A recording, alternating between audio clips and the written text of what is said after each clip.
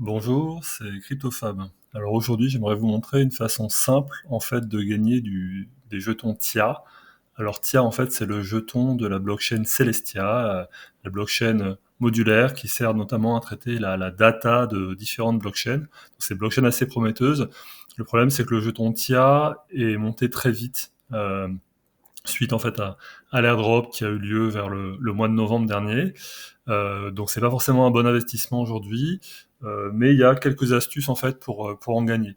Donc la première astuce c'est simplement d'utiliser Stride. Donc c'est un protocole de liquid staking qui permet en fait donc de toucher en fait un certain rendement sur le TIA, mais c'est un rendement qui est normal vu l'inflation qu'il y a sur le TIA, donc c'est un peu plus de 12%.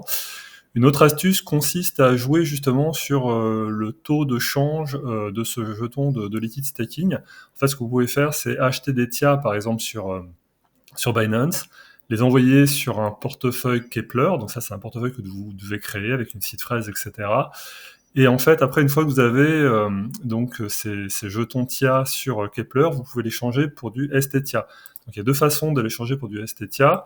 Soit vous les stakez, vous stakez du TIA pour avoir du STTIA. Si vous faites ça, par exemple, si vous avez, je dis n'importe quoi, par exemple, 39 TIA, si vous faites ça, vous allez obtenir 38 et quelques STTIA normal, puisque le STTIA prend de la valeur par rapport au TIA. Donc, pour l'équivalent de TIA, si vous le stakez normalement, vous allez voir un peu moins de STTIA, qui est la version stakée du TIA.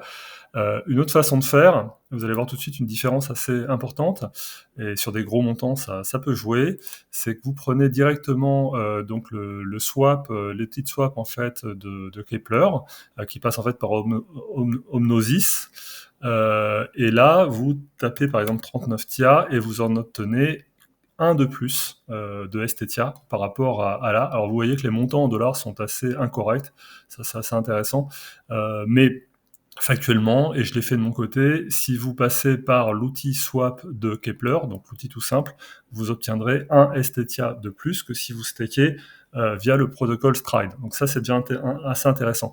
Et donc si vous unstakez en fait ce que vous venez d'échanger en STTIA, qu'est-ce qui se passe? En fait, si vous unstakez, ce qui est marrant, c'est que vous allez obtenir plus de TIA que ce que vous aviez avant. Donc en fait, vous allez gagner du TIA par rapport à avant, à peu près un TIA de différence, donc ça fait actuellement 12 $, hein, je crois, 10 euros, on va dire. Donc imaginez si vous faites ça sur des gros montants, ça peut être encore plus intéressant. Ça marche aussi sur des gros montants, hein. Si je fais x10, j'obtiens aussi plus de TIA. Alors c'est normal parce qu'en fait, en réalité, le STTIA vaut plus que le TIA. Mais ce qui est intéressant, c'est qu'en passant par le swap, vous obtiendrez autant de STTIA, donc en passant par le swap ici, je vais vous le faire sur un montant plus important, vous obtiendrez autant de STTIA que ce que vous avez de TIA, en fait. Donc là, si je vous fais par exemple 394, bon, vous obtenez même 396, un peu plus de STTIA. Alors, donc vous gagnez du fric rien qu'en faisant ce change-là sur le swap de Kepler. Comment ça se fait? En fait, ça joue sur l'impatience en fait des utilisateurs, puisque en fait si vous unstakez, en réalité vous avez une période d'unstaking de 3 semaines, et donc pas mal d'utilisateurs qui veulent gagner du temps, qui veulent rapidement rentabiliser leur TIA, en fait vont être pressés et donc vont passer en quelque sorte, vont accepter un taux de change qui sera très défavorable pour eux. Voilà.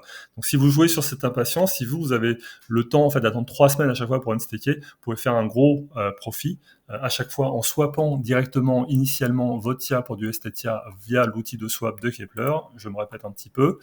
Et ensuite en unstakant via Stride, qui vous permet donc d'obtenir plus de TIA que ce que vous aviez au départ. Et là, évidemment, vous touchez plus en rendement que les 12% qui sont indiqués là. Voilà, donc c'est tout pour moi pour le moment. Soyez prudents quand même, puisque en fait, bon, le TIA peut encore varier pas mal. Donc ça, c'est une opération qui est intéressante évidemment. Si le TIA ne chute pas complètement entre-temps, actuellement il n'est pas en très bonne posture, donc il faut quand même faire assez attention à ça. Mais c'est une astuce qui, si vous l'utilisez bien, peut vous permettre de gagner pas mal de TIA sur le long terme. Voilà, merci et à très bientôt. C'était CryptoFab.